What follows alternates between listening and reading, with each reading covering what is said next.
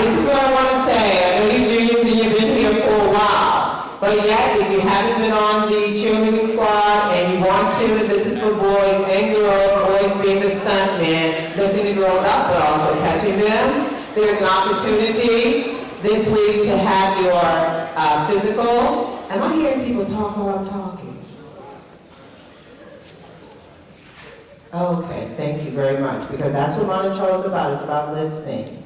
And so on Tuesday, because we don't have school on Monday, on the 3rd, the 4th, the 5th, we will have practices for tryouts. And then on Friday, we'll have the game, and everyone will be at the game. Come back Monday, we'll have a tryout. So please join us for a year of fun. And as Mr. Bonham said, I would like to introduce the 2013-2014 varsity cheerleaders. Please make them welcome. Thank you.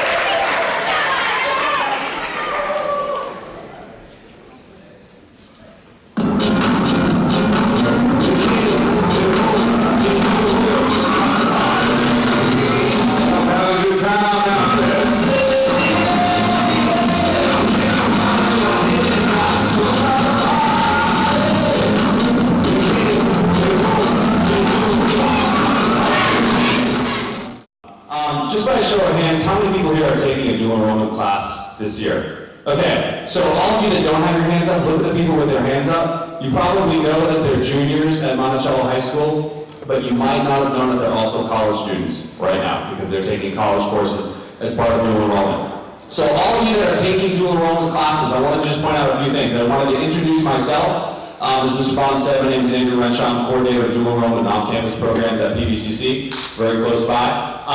And one of the things I wanted to let you know is next week in your dual enrollment classes, you're going to get a few things. You're going to get a permission form. You're also going to get a presentation that's important that you look through. That presentation outlines some of the rights and responsibilities you have as a dual enrollment student, some things to consider as part of dual enrollment. And then also it lets you know about the services that are available to you. And because Monticello is so close, you can take advantage of some of those services. Those things include tutoring, academic coaching, things like that. So that's all spelled out in the presentation that you're going to get a copy of next week. Just wanted to introduce myself, say hello, and wish you all a great year. Thanks.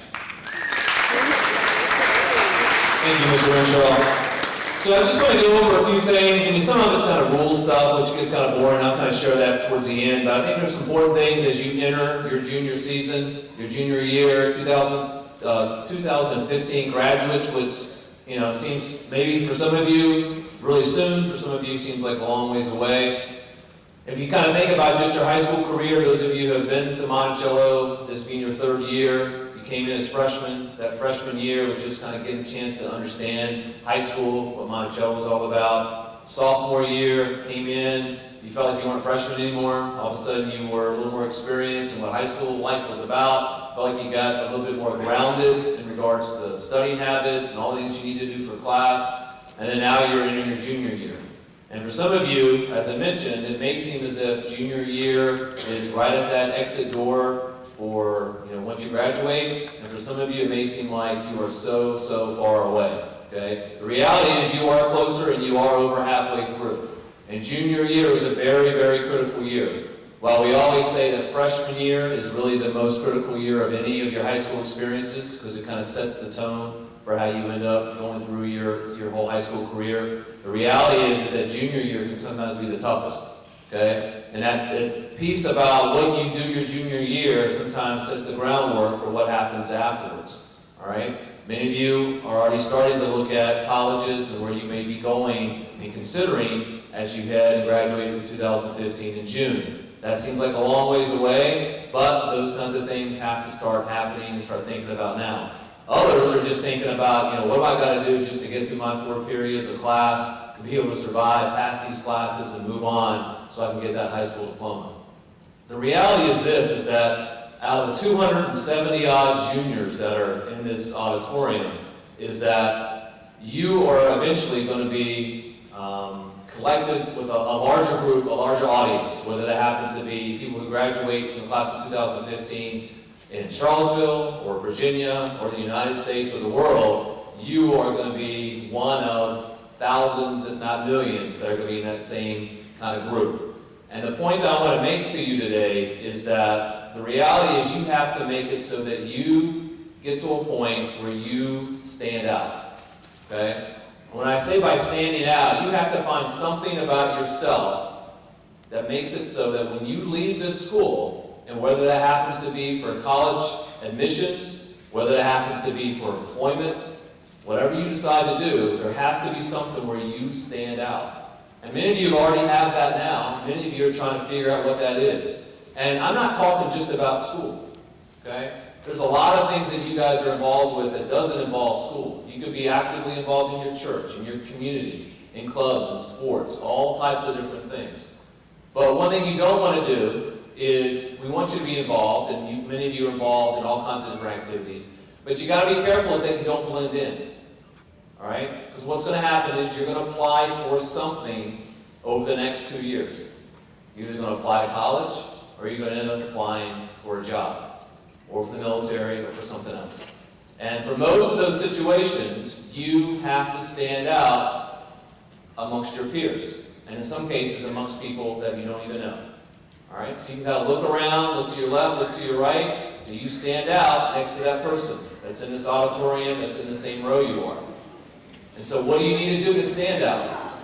Many of you have some very, very challenging schedules in terms of the classes you take, in terms of what your involvement happens to be, and that's great, okay? What I challenge you to do is, when you send that application in for a college, what makes your application look different than anybody else in this room?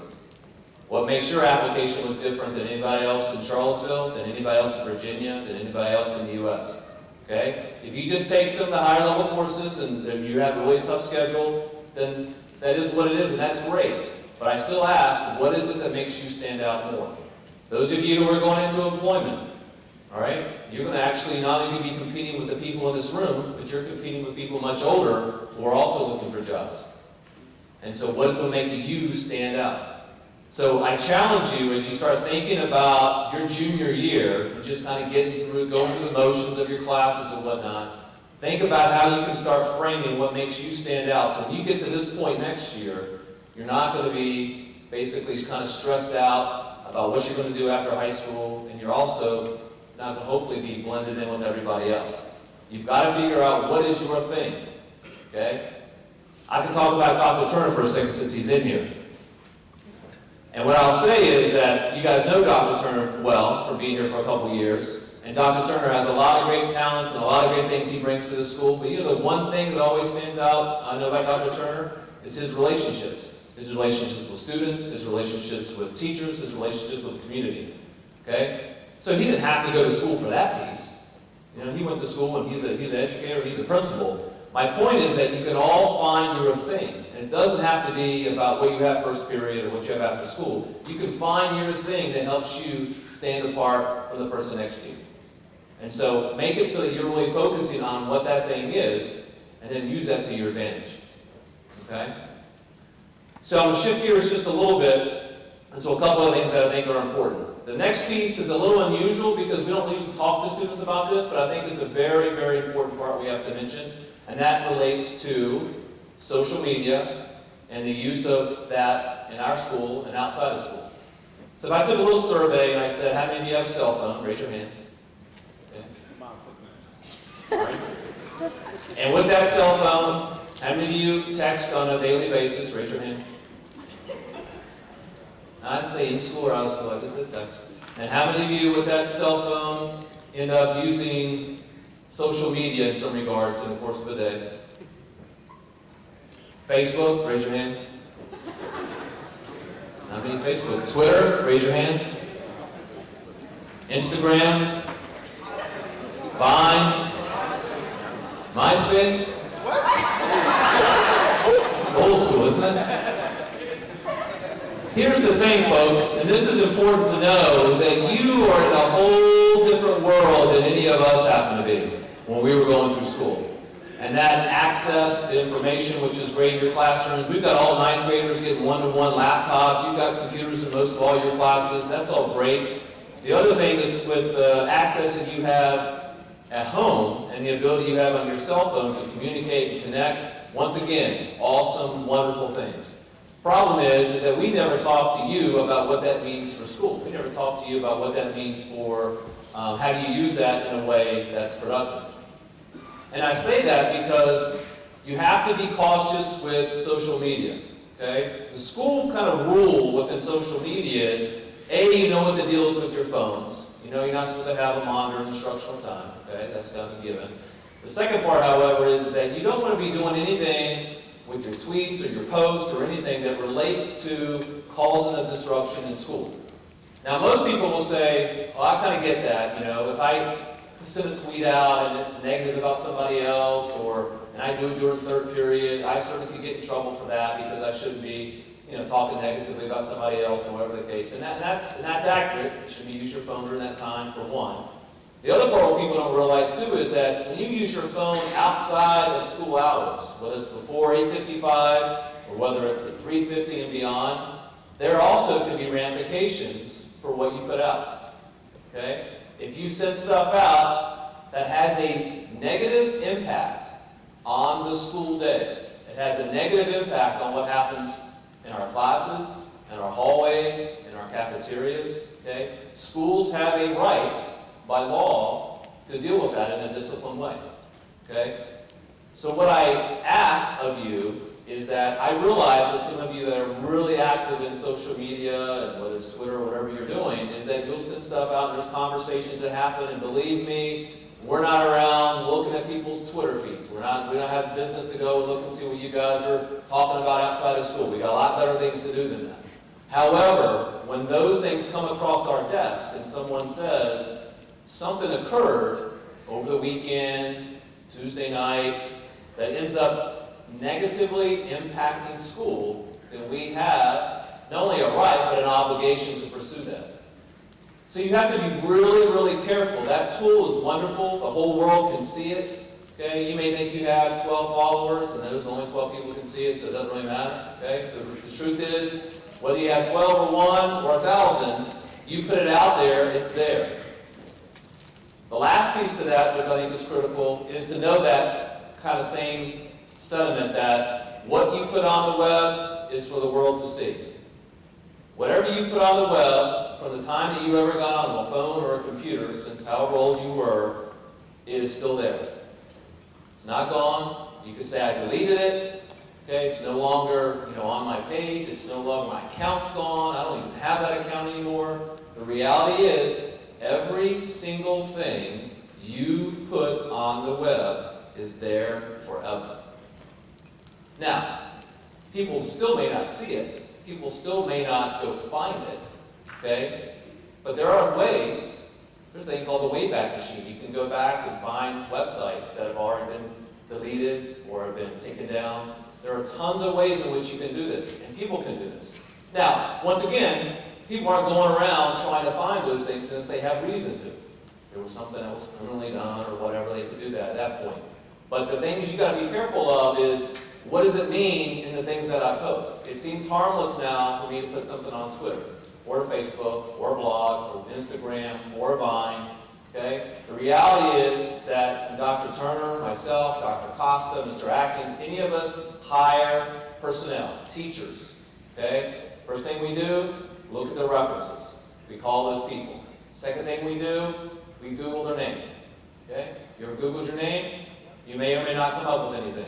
Probably won't. If you're a little bit older, certainly you will. Third thing we do is we look at social media. We find out what's that person, what are they doing, what's posted, what's this person all about. I guarantee you, in the world that you get into, whether it's employment after high school or employment after college, you will have somebody do the exact same thing. They will Google you. They will see if there's anything about you they can find. Now, if your name's John Smith, you'll probably get lucky, because there's a gazillion John Smiths out there. If you have a unique name, they'll probably find you a little bit easier. Okay? But the reality is they will search for you. And if they find stuff on your Facebook or your Twitter that doesn't look to be something that would represent their company, even our college or university, then you probably won't get that job, or you may not get a bid. Okay? So you have to be very cautious with this. Social media is a great thing. There's a lot of great tools and ways in which you can utilize that, but you got to be smart about how you use it. Okay? A Couple just quick things I want to run through, and then we'll kind of be done. These are just some general rules and stuff that, like I said, it's the boring part, but it has to be mentioned. Parking. We have parking, obviously, many of you have come in. That will continue to be the case up through September 9th. You'll get your passes. Be patient with us. We have a lot of people getting passes. We're not enforcing that until after September 9th. So you may have a spot that someone else is going to park in for maybe another week. Okay, just feel free to understand that's the case for everybody. We're eventually going to have it where we'll make sure everyone has their parking. Make sure you buy the pass. Make sure you park in the spot you park in, especially after we get past September 9th. Attendance, you guys kind of know the deal. We changed Mustang morning around. It's now after first period. Okay, you may or may not like how that works for you. The reality is you have to be here by 8:55. Okay, we don't want to get to a point where we accumulate a gazillion tardies that turn into absences, which turn into potential loss of credit. Okay, so make sure you're here. Mustang morning will kick in after this week. So the same way we've done Mustang morning for those of you who have been here after first period. If you are assigned to Mustang morning, you go to that spot. Otherwise, you get a chance to go to different locations throughout the building, cafeteria, gym. You can work with specific teachers. We're going to have some other areas and labs set up for you to be able to do some of that work that maybe relates to you, whether it's a writing center or use of computer or other things you can do that kind of helps. That's a little bit more than what we provided last year.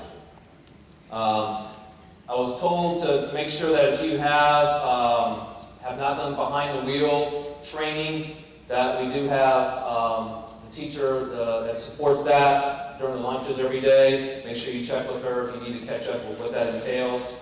The other thing is for lunches. We had a little bit of an issue just in general with students last year in relation to leaving for lunch. The only people that leave for lunch are those students who are seniors who have releases during periods like study hall and research. Okay? And I know that's a bummer. People want to be able to go and get food. It's not the cafeteria food. The reality is the school policy states that you're here for lunch during that time period, which includes not having food delivered to you from some of your local places around the area. Okay? So when you get to be a senior, which is next year, we're looking into how we can implement a longer lunch once a week to have those students be able to take advantage of that as a senior privilege. Okay? But I do want to make sure that I stress that point about being here during lunch. And that same will also will apply for your Mustang morning. Okay? Other than that, I don't have a whole lot of list of rules and regulations. You guys have been in high school long enough. You kind of know what it's like at Monticello. I'll say that this is my second year here. This has been a great start, okay, just in terms of seeing you guys interact in the hallways, in classes. We've got almost 20 new teachers here in the building. A lot of great interactions amongst the teachers and the students. But we also realize there will always be things that come up that are issues. And I think hopefully you know by Dr. Turner and how a building is run that you have not only administrators but also teachers who treat this place like a community. They really do value the relationship they have with you as a student and as them as an adult. So if you have issues, make sure you let people know. Make sure we all have an open door policy. Inform them of what is going on so we can help that situation, whether it's something personal at home, you want to talk to guidance, or whether it's something that's happening within a classroom with a particular teacher.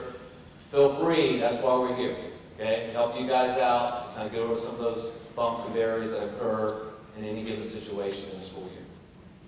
Okay?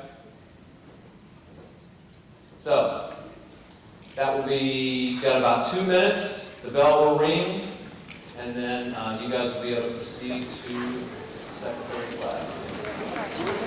Actually, you guys can go ahead now because the bell's already rung. I'll make an announcement to be back into second period. Thank you guys.